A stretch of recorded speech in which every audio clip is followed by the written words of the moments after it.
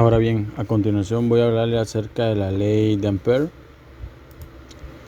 ¿Qué es la ley de Ampère? La ley de Ampère nos permite calcular los campos magnéticos generados en los alrededores de distribuciones de corriente que pueden ser uniformes o variables. Para comprender un poco, veamos la siguiente imagen de abajo. Esa imagen asimila a un conductor. Dentro de ese conductor circula una corriente y alrededor de ese conductor e internamente se van a generar líneas circulares de campo magnético. Y ese valor de campo magnético se puede determinar gracias a esta ley de Ampère. Y acá se muestran tres claros ejemplos donde se puede utilizar la ley de Ampère. En este caso tenemos un solenoide largo, que igual se puede determinar el campo magnético de ahí.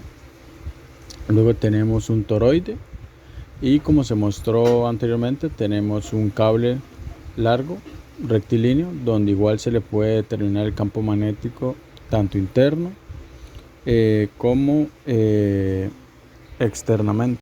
Ahora bien, a continuación voy a explicar brevemente lo que es la ley de Ampère, pero para ello hay que entender un poco lo siguiente. Imaginemos un conductor de sección transversal circular. En él simularemos que pasa una corriente determinada. Por ende, alrededor de este conductor se va a formar un campo magnético circular. Cabe mencionar que las líneas que se formarán externamente del conductor e internamente no van a ser las mismas. Por otra parte, como dato importante, el valor de ese campo magnético de dentro y fuera del cable va a ser constante, o sea que se va a mantener siempre. Y gracias a esta ley es que se puede determinar el valor de ese campo magnético en ese conductor.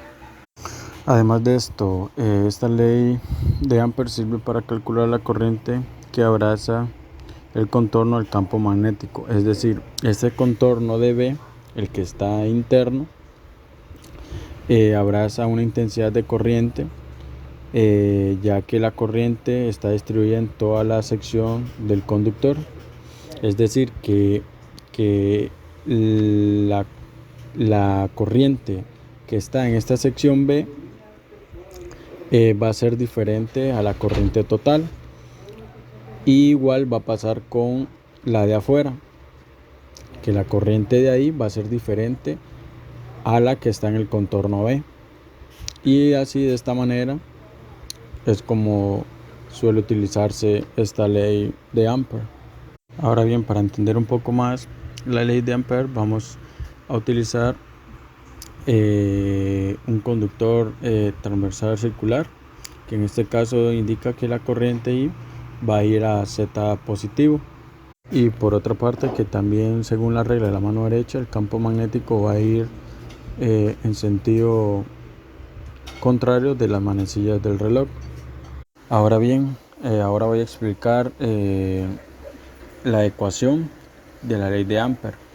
En la siguiente, la integral de línea está sobre el contorno del campo magnético por el diferencial de longitud, es decir, que la permeabilidad magnética por la intensidad de corriente.